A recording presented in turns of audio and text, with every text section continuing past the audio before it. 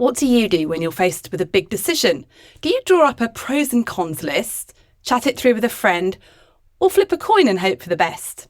As healthcare professionals, we make tough decisions all the time about patients. But when it comes to decisions about relationships, our practices, our careers, fear of making the wrong choice can just leave us paralysed. And sometimes not making a choice is just as bad as making the wrong one. So this week, I'm really pleased to welcome back Dr. Claire Plumbly onto the podcast to talk about the biases that go into decision making, how to handle uncertainty, and how not only are you not a frog, you're also not a potato.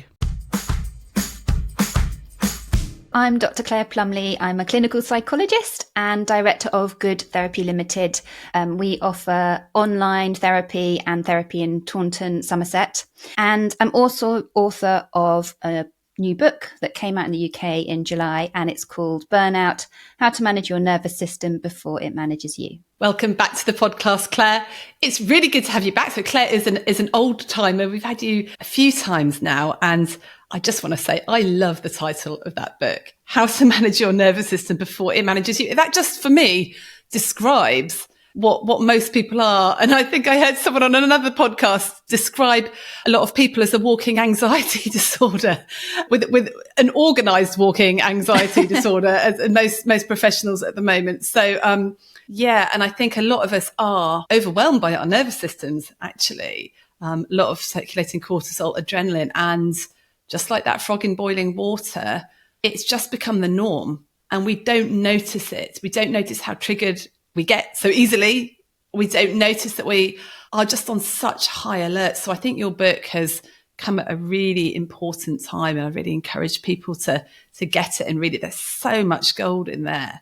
And we were talking recently, because Claire and I are in a mastermind together, which is really, really supportive and really helpful. And I've been quite overwhelmed recently, and luckily I'm off next week. I've got a week of annual leave I'm really looking forward to. And I was saying about how I did feel stressed and how I had a few quite big decisions to make, and I was finding it really difficult. And Claire pipes up, well, of course you are, with all that circulating cortisol. I was like, okay, you need to tell me more about this. So, because surely decisions should be quite easy to make, because you just look at them logically and make them. But I guess that's not what you've found, particularly with clients and all that sort of stuff. So why is it so challenging for us? Yeah, good question. And I think you're right. I think we do tend to dismiss our struggles over decision making, and we tend to look at everybody else and think they just make the decisions, and we don't know how much they've struggled in the background.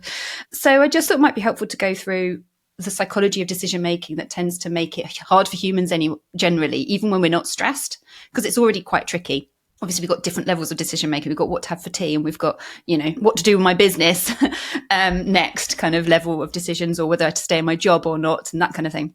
But generally, there are some types of biases that we fall into. One is the status quo bias. So this is the idea that let's stick with the familiar because it's familiar and we know where all the kind of dangers are. So if you think, this often comes back to, our ancestors and what they were living in, and evolution in terms of this kind of wanting to know, the dangers are coming from over that horizon there. And I know if I've kind of got this set up behind me, I'm safe. So we like familiar, and you often hear people say, well, better the devil I know.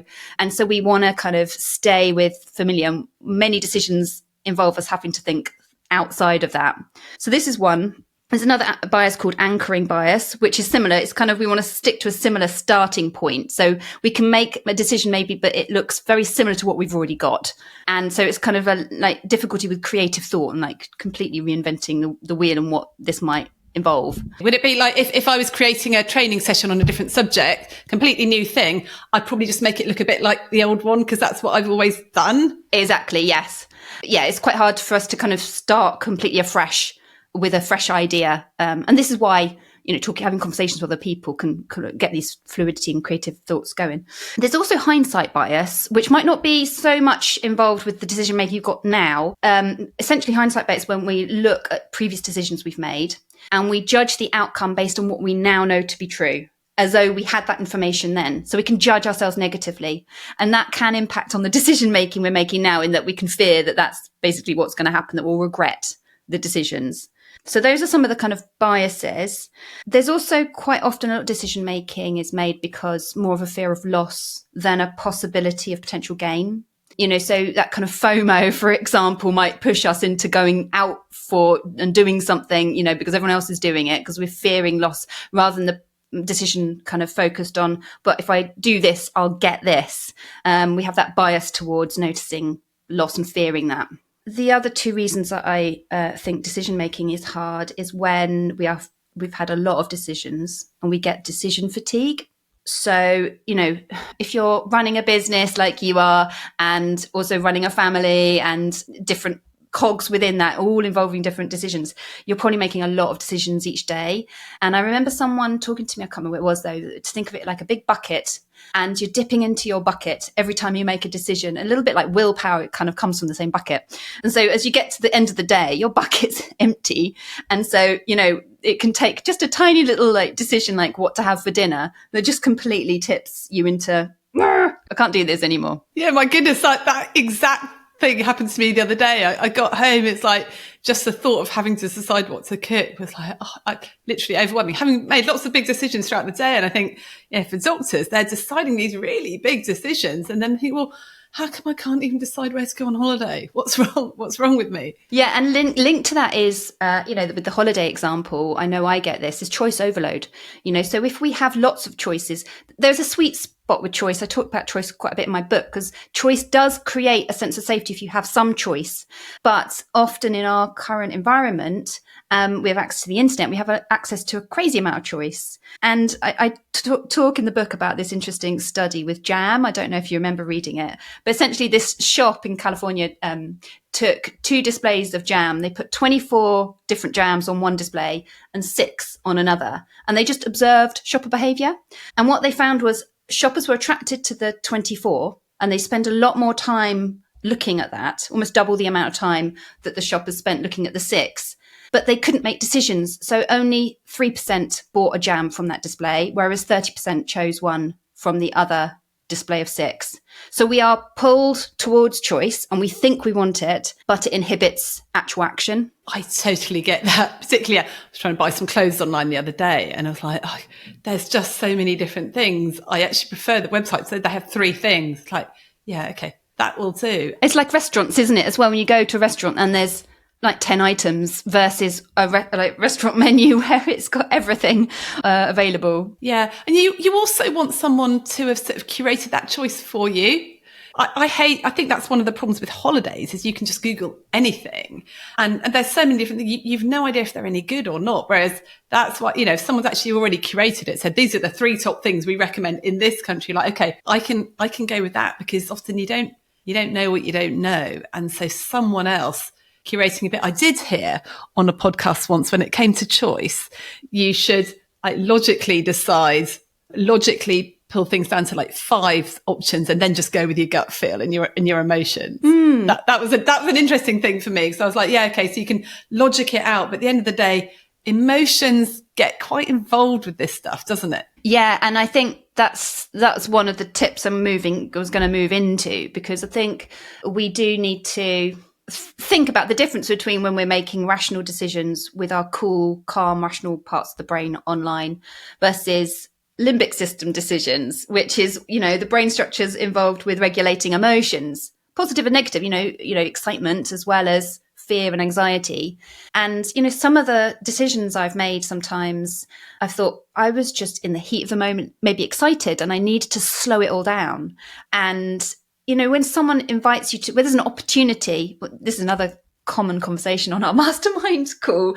How was it phrased? An opportunity is not an obligation. An opportunity is an obligation wearing a mask. I like or an that, obligation in disguise. It's like, oh yes. But it often doesn't feel like an obligation. For me, it kind of feels like I want to be involved. This is like new stuff and what possibilities lie here, and it feels hopeful, and I'm attracted to that novelty, and humans are attracted to novelty.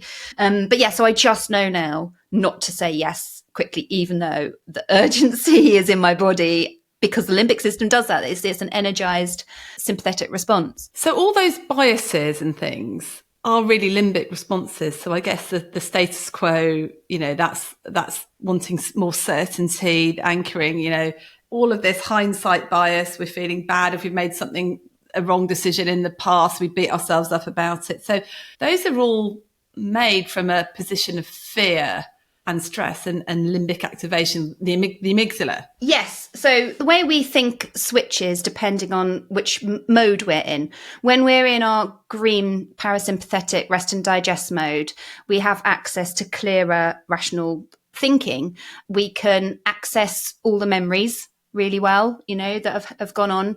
And we can access creative thought, and the ability to kind of think abstractly about the future as well is housed in this part of the brain, the frontal lobes.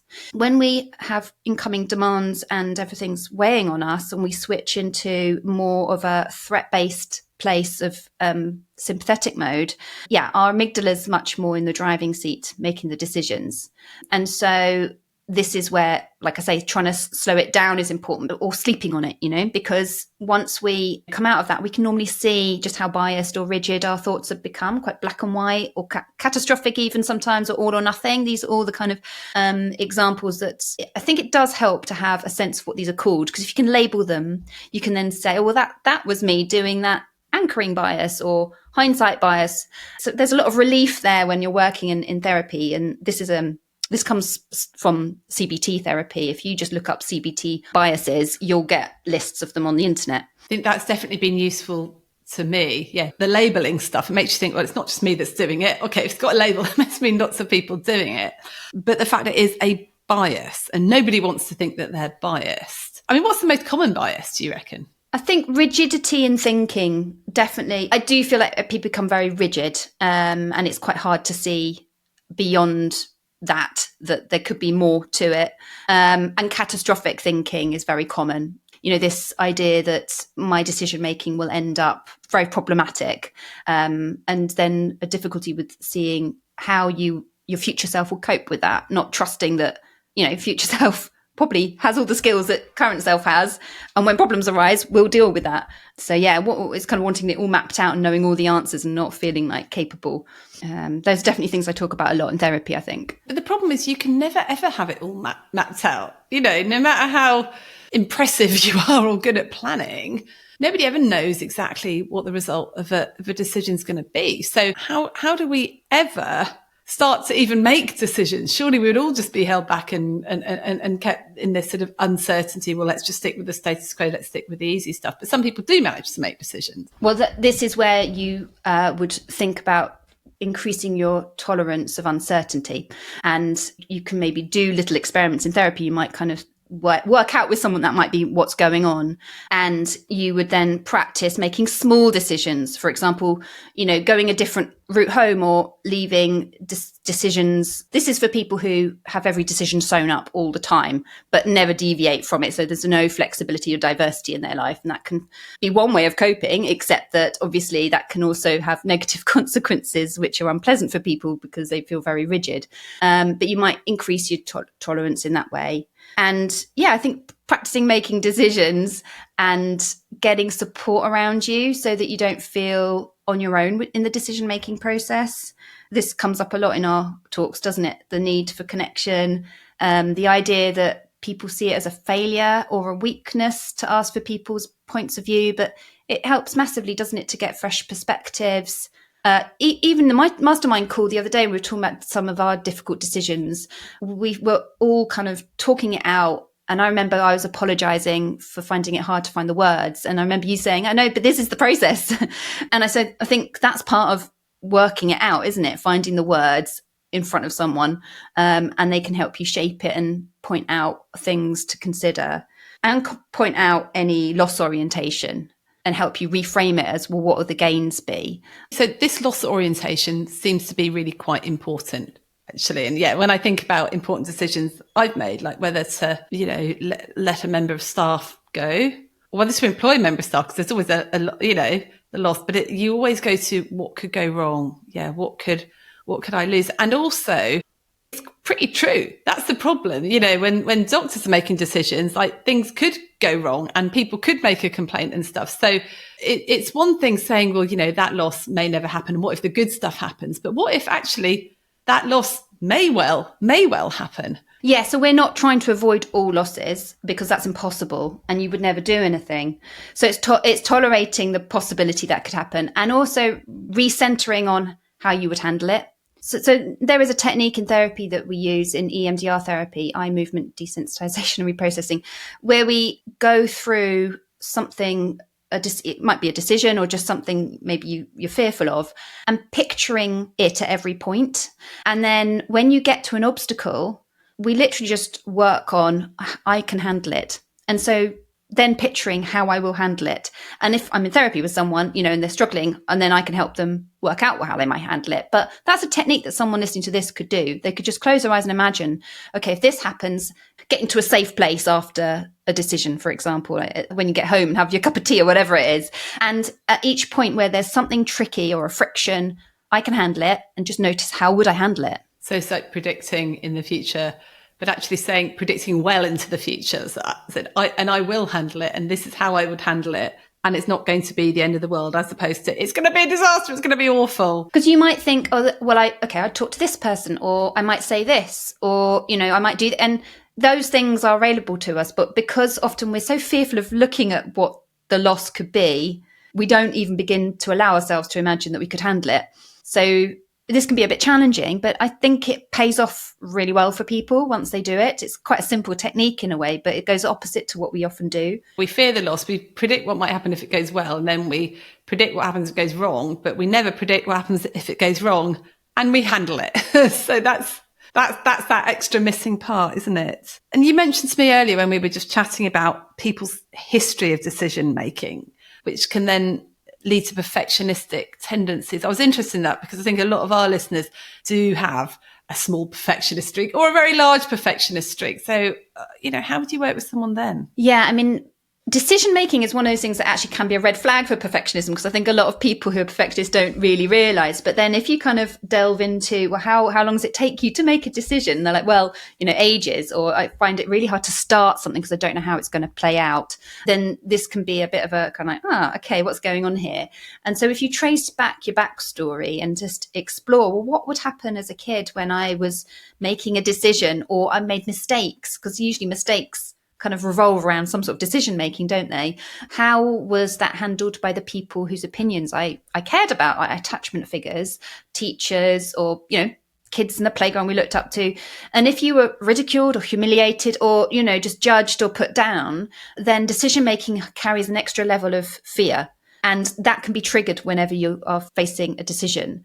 And I've even worked with people for whom decisions in the here and now can feel like life and death, even though logically they can see that this decision isn't life or death.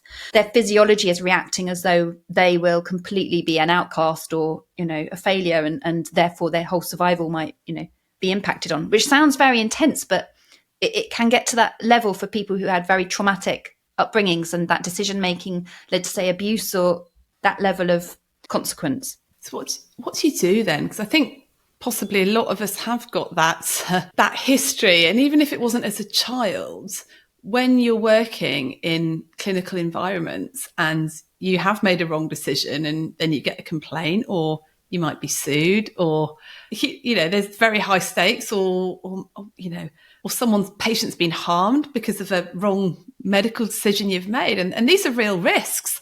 How do we then avoid becoming perfectionists or be absolutely terrified for the future? It's really hard. And I think some of the hardest places to be in as humans, trying to make these decisions. So, I just always come back to compassion. So, just trying to remember that this is really, really hard and you are human, and it's human to find this kind of level of decision making really difficult, and that's okay. And that some of this decision making, might be particularly hard because of your past. Having that and labeling that, I think, is really useful. Some of this might be old stuff, but some of this is also anybody in this situation would find this hard. And coming back to, if you can, some of these decisions, I know people who listen to this will be making very quick fire decisions in very high energy, like octane kind of environments, won't they?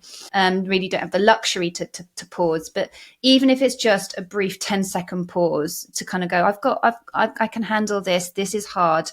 I'm just going to make a good enough decision. And, you will be making a good enough decision based on your experience and knowledge, what's available to you. I do trust that most people in those environments are doing that.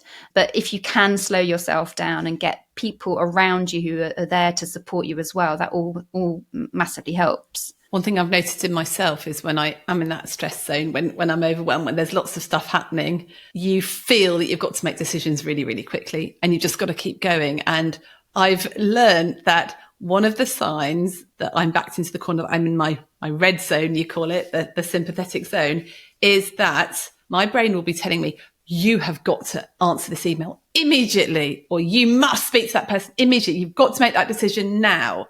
And when I have done that, it's never gone well. And so for me, when I feel a sense of urgency about a decision, I've learned to recognize that that's probably the time when I should be stepping back and pausing before I do anything. But I've learned that the hard way, unfortunately. I think most people have had an experience like that, haven't they? And I've certainly replied to an email wanting to get it, resolved as quickly as possible, and then gone back and read it, because that's the other thing you do then, is it reread it multiple times and then go, I actually haven't read that email properly because I was switched into my sympathetic mode so quickly.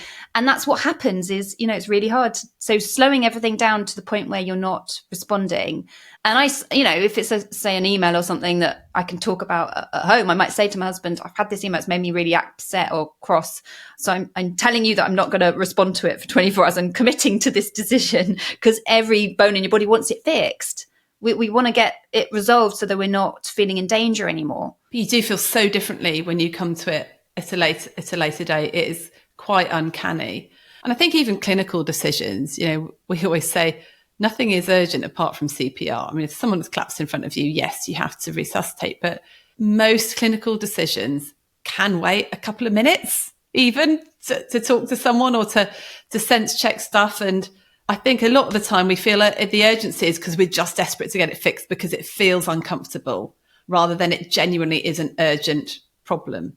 A lot of things could wait, even till like the end of a surgery, where something really tricky, you really can't think straight. Yeah, leave it, have a cup of tea, get to it. And another time where I think sometimes, and I'd be interested in your thoughts on this, Claire, just having that break and letting your default mode network come in and connect. And often you solve that issue quite much better, or there's a solution that's just come to you that just wasn't there at the beginning because your brain has been working on it in the background. Is that what happens? Yeah, because I mentioned that in the book, the default mode network, and that is exactly that. Is when we allow the mind to wander, we switch into a different level of.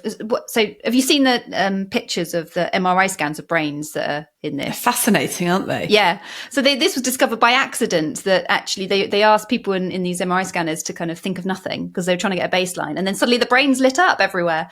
And so it's really important accessing lots of different functionality.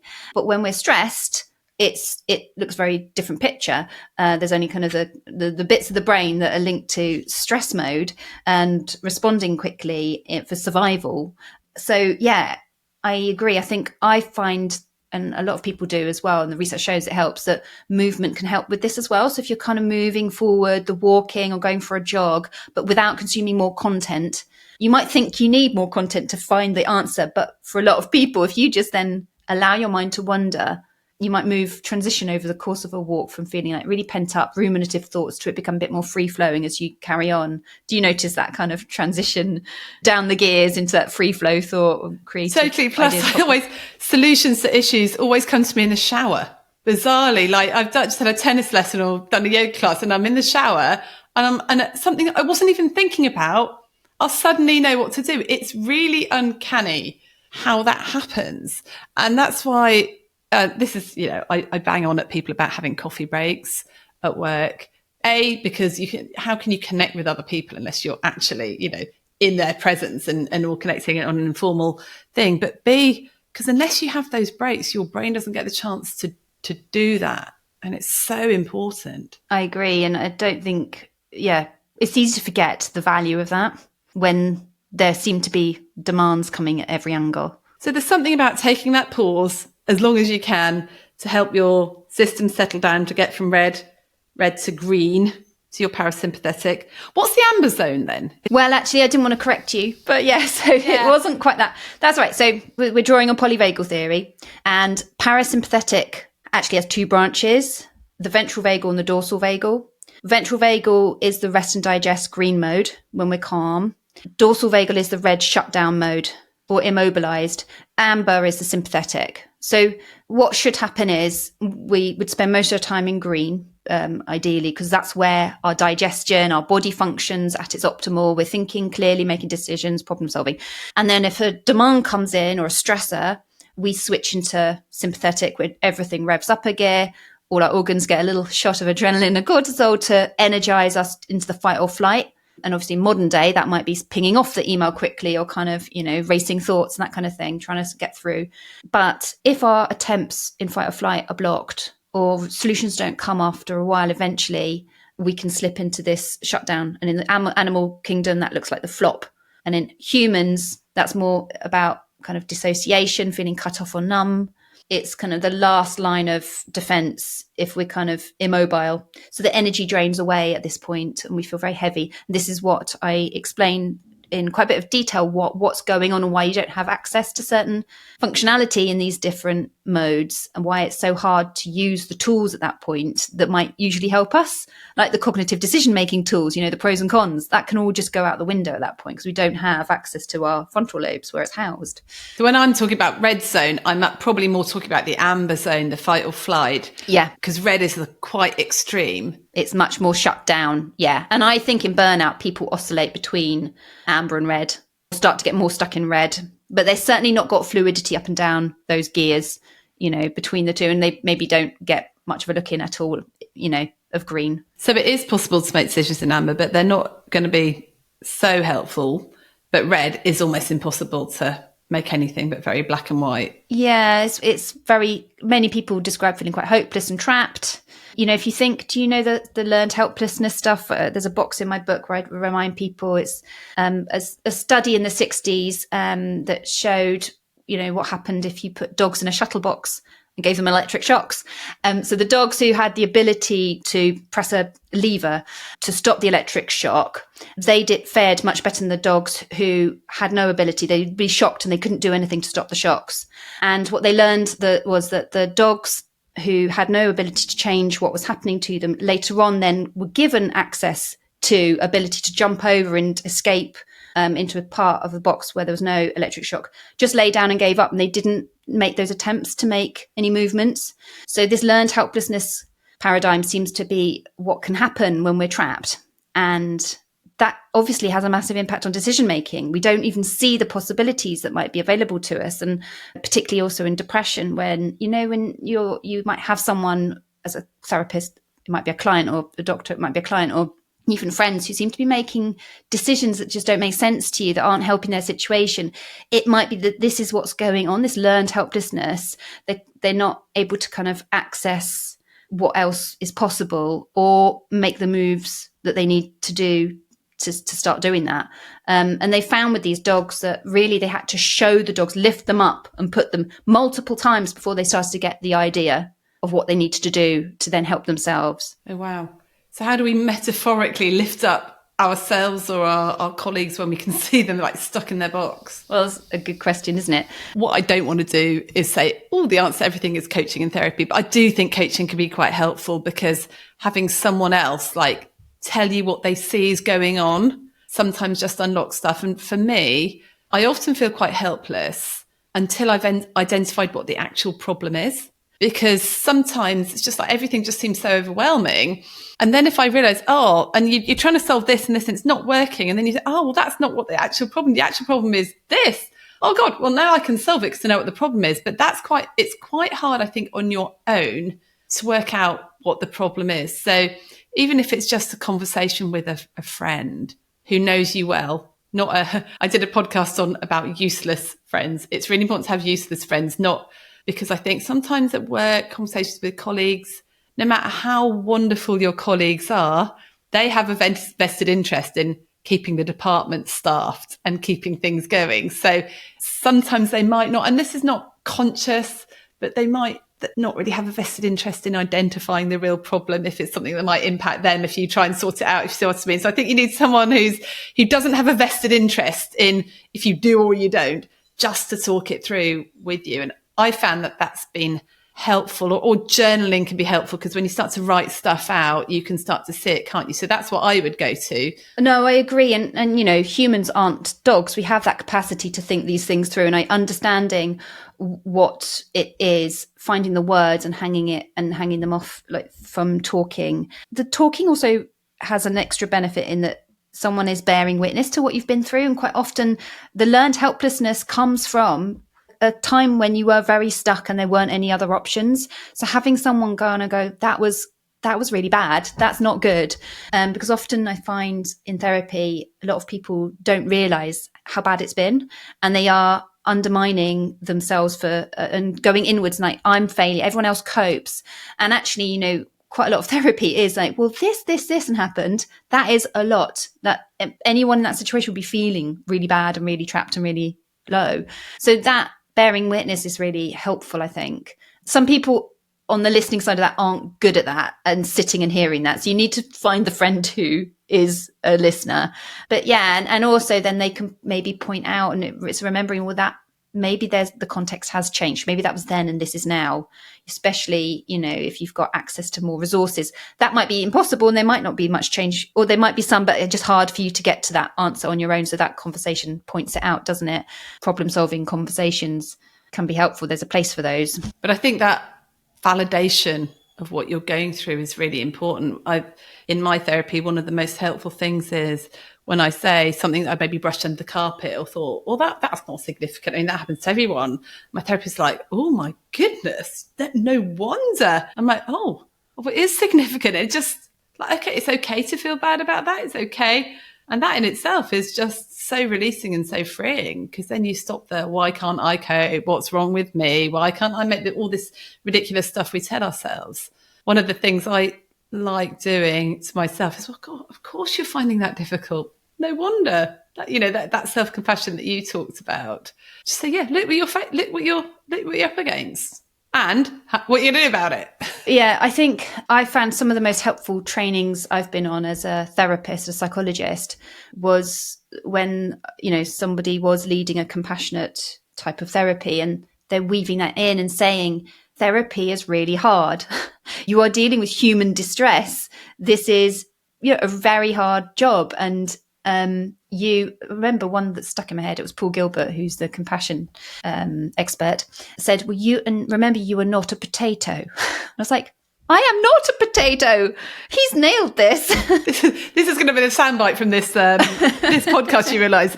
Words of wisdom from Dr. Claire Plumbly. You are not a potato, as in human, right? Yeah, and this is really hard stuff you're working on. And I think there is that as well. I think particularly with quite high functioning people in high stress roles, there's that ought to thing as well. So with the decisions, there's that thing that you want to do and the thing you think you ought to do.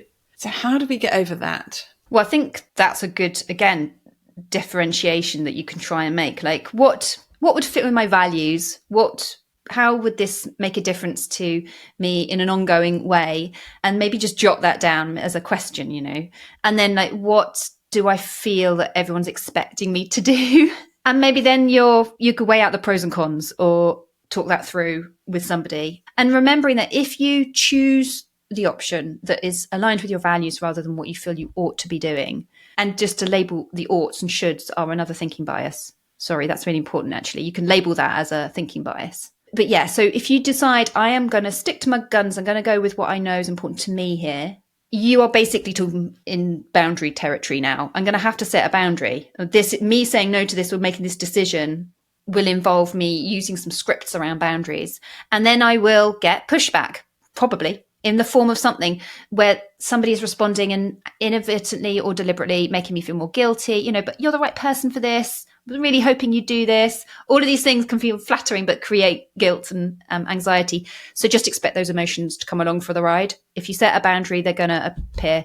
And that doesn't mean you're making the wrong decision. Don't use that as your barometer to decide if that was the right decision or not. Yeah, that's interesting. I'm sure that is a massive issue with decisions. and people making decisions is they use other people's reactions as their barometer as, is that right or not? And sometimes I find in my own life, my nearest and dearest are entirely the wrong people to check my decisions out on. Because of course you want them to agree with you, you want them to support you, but even they can't see it from your point of view, or they might see it from what they think you need and do it out of like a misplaced sense of, love or whatever. My mother, who's totally wonderful, she will be listening to this podcast, but she'll often go to, won't that be more pressure on you, darling? Won't that make you more busy? Have you got time? Can you really do it? And that is entirely coming from caring, but sometimes not so helpful, because there might be something I need to shift around, and actually maybe I need to drop something else, not that thing that's going to be really energizing for me. And we do that because most of us are people pleasers, let's face it. I mean, when I say, well, okay, you rolled your eyes, let me check. No, I agree that we are trained early on to seek external validation, aren't we? And that starts from, the stickers you get at school and constant kind of praise, and it makes it really hard to go inwards for the internal validation and not to wait for someone to go, well done. I found that really hard actually when I transitioned from being a trainee psychologist to being in the world of work, because I was so used to taking all my reports to be countersigned, and I was kind of always waiting for them to say, and that was a really well written report, Claire.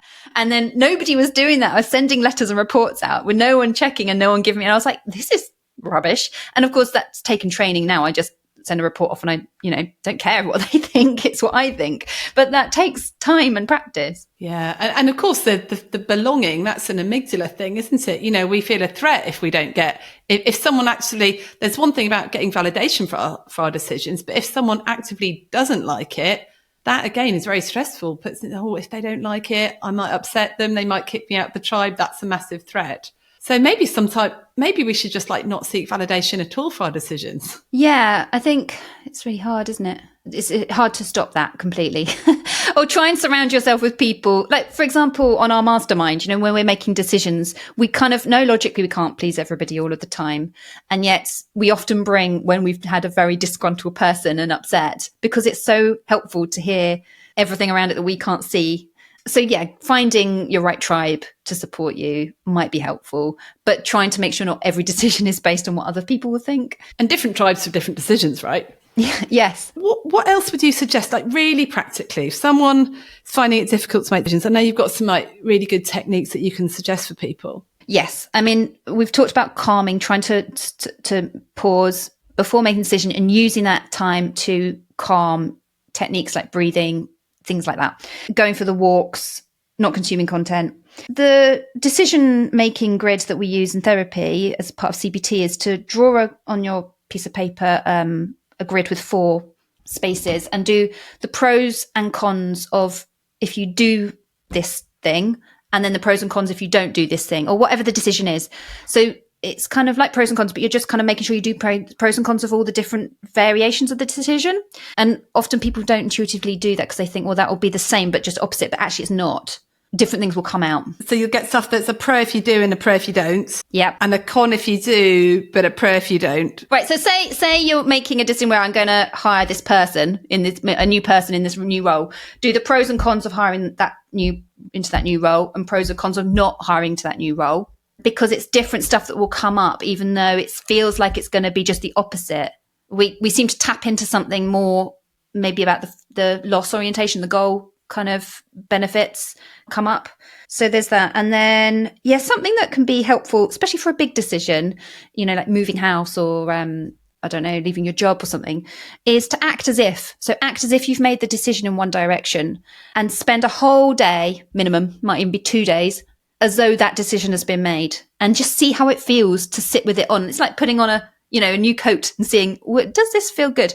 And then, take a couple of days off and then do the same again with the alternative decision. And again, just see how it feels and then evaluate it. Like what was the feeling? Like what came up for me? What problems and what feelings inside? And Yeah. And that can be good as well if you're a couple or a few of you trying to make a decision, to everyone act as if for a little while and see what comes up. Because those would be big decisions that would involve lots of other people, wouldn't they? So it's a bit meaningless to do on your own. You recruit other people. I think decisions, because they're stressful, can really cause a lot of distress in systems, and people can then, even if you're on the same team, can feel like you're not on the same team.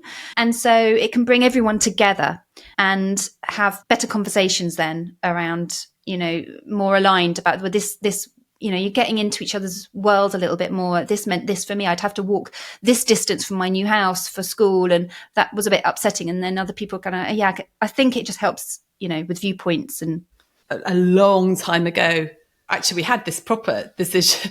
We almost moved to America because my husband got a job there, and so we decided, and he said he was going to take it. And so for a whole day I was telling people I was moving to America, and it felt really odd and it felt weird, and I didn't feel very excited. And then actually, interestingly, he phoned me at halfway through the day and said, actually, this feels really wrong.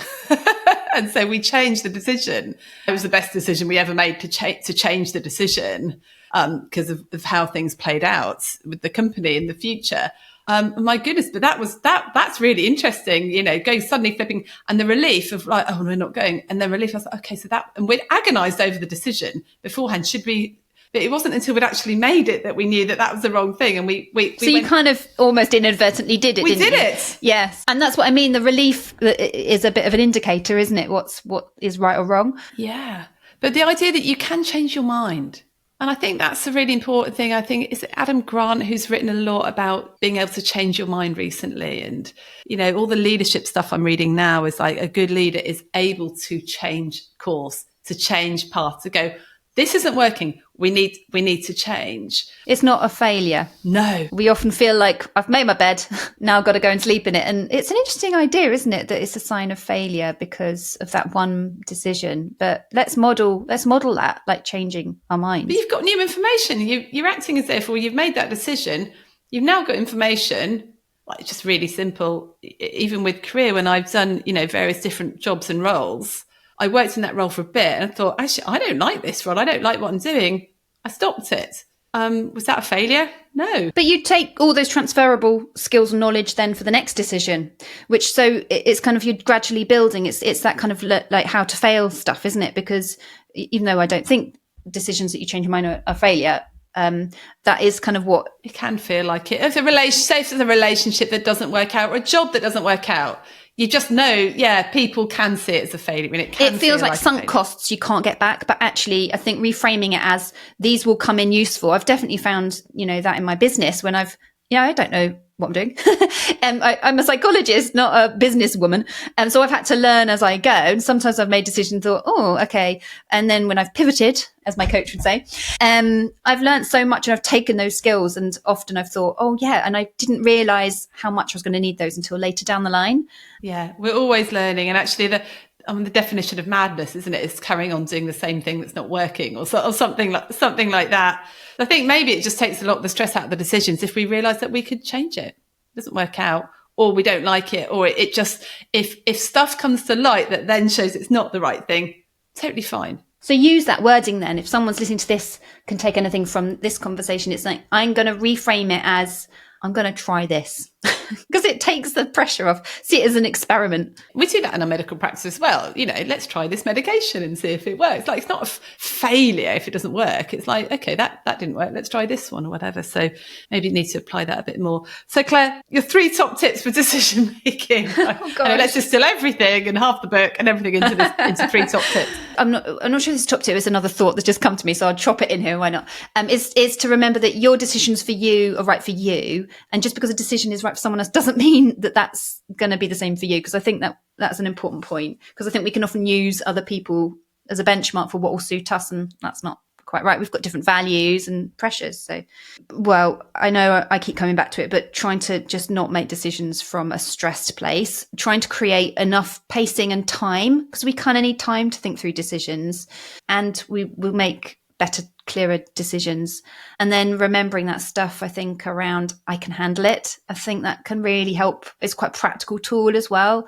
Like, anyone listening to this who's got a decision, you could just spend 5 minutes after this podcast, just close your eyes, just picture yourself moving through that decision and I can handle it and how will you handle it, and jot those down if it helps to remember. Thank you.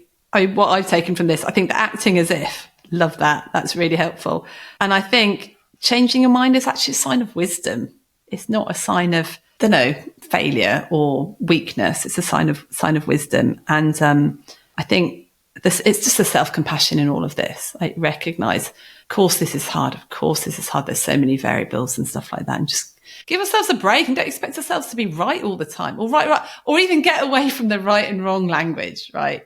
Is this work? Does it not work? What do we think? I think all that will really, really, really help. I think the one thing is just recognize when you are in that, get it right, the amber zone, your fight, flight or freeze zone, because nothing good really ever comes of being there, and do everything you can to try and get into the green one where you can actually make rational decisions. Claire, there's so much in that. And I would really encourage people to get your book and read it, because you talk about this and lots more. Will you come back on soon? Because we've got several other topics I'd like to pick your brains on. I do enjoy these conversations. I'd love to. Yeah. Wonderful. Thank you so much. If people want to find out more about you, where did they go? So you can visit my website, drclaireplumley.com.